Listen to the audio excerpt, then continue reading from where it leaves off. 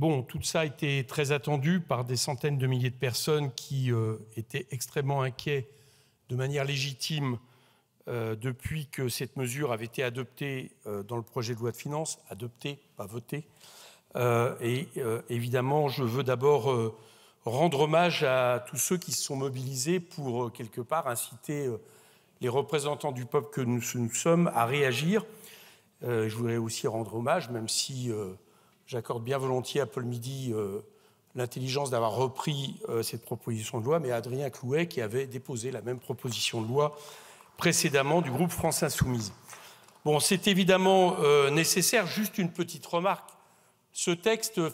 montre un peu la nocivité des CMP quand les CMP servent en réalité à s'accorder sur un texte qui n'est ni débattu ni voté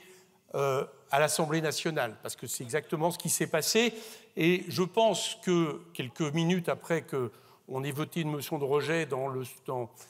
qui vise à faire exactement la même chose à l'avenir, y compris pour la loi du plomb, que ça doit tous nous inciter à réfléchir. Parce que quand un texte passe en CMP de cette manière-là, il a tellement peu de légitimité populaire du fait que les représentants de l'Assemblée nationale ne se sont pas exprimés, qu'évidemment, il est beaucoup plus facilement contestable, et c'est exactement ce qui s'est passé. Donc c'était une mesure qui visait à ne pas dépasser les 37 500 € de chiffre d'affaires pour les services et 85 000 € pour les services, qui avait été issue d'un amendement du gouvernement Barnier, dont je rappelle que la proposition de loi, la proposition budgétaire avait été censurée, reprise par le gouvernement Bayrou, et qui a incité à prendre un plafond unique à 25 000 €, mesure qui évidemment pénalisait extrêmement ces centaines de milliers de micro-entrepreneurs, auto-entrepreneurs, tout simplement parce que le fait de répercuter la TVA à 20% sur le client dans des toutes petites structures signait pour la plupart la mort de leur activité et ne le rendait évidemment pas concurrentiel. J'en profite pour dire un mot quand même sur cette affaire. Parce que si ça touche des centaines de milliers de micro-entrepreneurs, et notamment des auto-entrepreneurs, tout ça est venu d'une politique qui a visé à favoriser l'auto-entrepreneuriat. Je rappelle que c'est une des premières mesures qui avait été prise par la majorité de M. Macron en juillet 2017 dans le projet de loi de finances rectificative, qui avait consisté à un amendement qui doublait le plafond autorisé pour les auto-entrepreneurs, faisant passer en réalité ce complément de salaire qui était jusqu'alors l'auto-entrepreneur en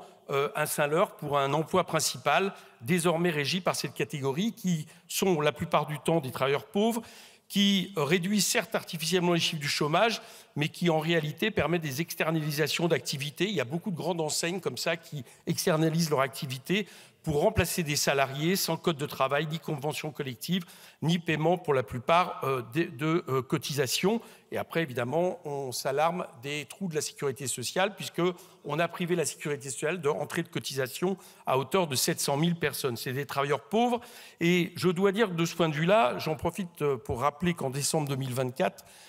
l'Union européenne, le Parlement de l'Union européenne a voté la présomption de salariat, notamment avec ma collègue Leïla Chaibi, de présomption de salariat de ces travailleurs de plateforme, et qu'en janvier 2026 au plus tard, il faudra bien qu'elle soit transcrite dans ce pays pour qu'on puisse revenir sur le scandale des plateformes dont les chauffeurs de taxi viennent d'alerter. Bien, toutes ces mesures, vous avez compris, fait que je vais évidemment voter des deux mains pour cette proposition de loi, mais ça n'empêche pas, comme l'a dit Paul Midi tout à l'heure, de travailler sur cette question du statut entrepreneuriat qui pose des problèmes à ceux-ci, mais qui pose des problèmes globaux aussi à l'organisation du travail, aussi, il faut le dire, à des concurrences à certains moments pour des artisans difficiles à vivre et qui doivent être remis en question. Mais il n'était pas question que ces travailleurs perdent au grattage et au tirage, d'avoir un statut de travailleur pauvre qu'on a facilité, ce n'était pas eux qui l'ont demandé, mais en plus, du coup, de ne plus pouvoir exercer leur activité à court terme. Et c'est pour ça qu'il fallait revenir sur cette proposition de loi. Donc je pense qu'elle aura l'unanimité, comme dans ma commission des finances. Merci.